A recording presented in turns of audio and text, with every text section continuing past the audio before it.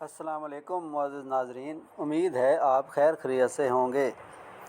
ایک مرتبہ حضرت موسیٰ علیہ السلام کہیں جا رہے تھے تو راستے میں آپ نے ایک فقیر کو دیکھا جس نے ننگا ہونے کی وجہ سے اپنے بدن کو ریت میں چھپا رکھا تھا۔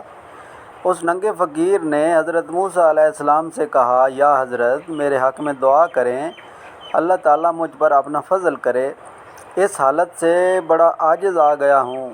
اللہ کے نبی کو ننگے فقیر کی حالت پر بڑا رحم آیا۔ اللہ تعالیٰ کے حضور اس کی فراغت کے لیے دعا کی جو کہ قبول ہوئی اور فقیر کی کایا پلٹ گئی۔ چند روز کے بعد حضرت موسیٰ علیہ السلام ادھر سے گزرے تو کیا دیکھتے ہیں کہ وہ فقیر پکڑا گیا ہے اور بہت سے لوگ اسے گھیرے ہوئے ہیں۔ حضرت موسیٰ علیہ السلام نے پوچھا، یہ کیا ماجرا ہے؟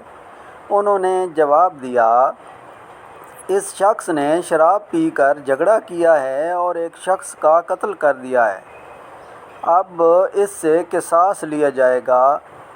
یہ خبر سنتے ہی حضرت موسیٰ علیہ السلام کی عجیب حالت و کیفیت ہوئی، بڑا پچھتائے کہ ننگے فقیر کے لیے دعا کیوں کی۔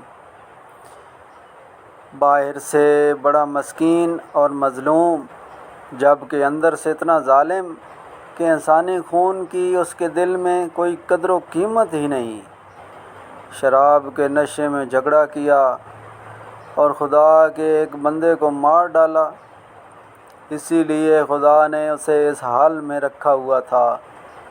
حضرت موسیٰ علیہ السلام نے اللہ تعالیٰ کے حضور ننگے فقیر کے لیے دعا کرنے کی جسارت پر استغفار کی، یعنی کہ توبہ کی، تو اسی لمحے ان پر یہ آیت نازل ہوئی کہ اگر خالق کائنات ایسے بندوں کو وسعت رزق دیتا تو وہ زمین پر فتنہ و فساد کرتے۔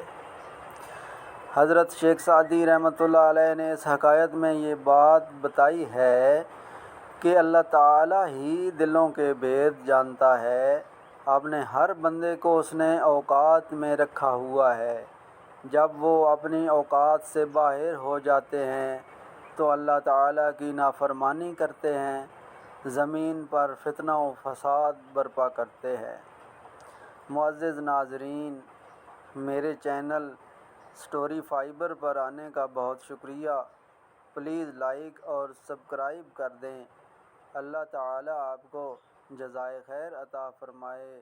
آمین ثم آمین۔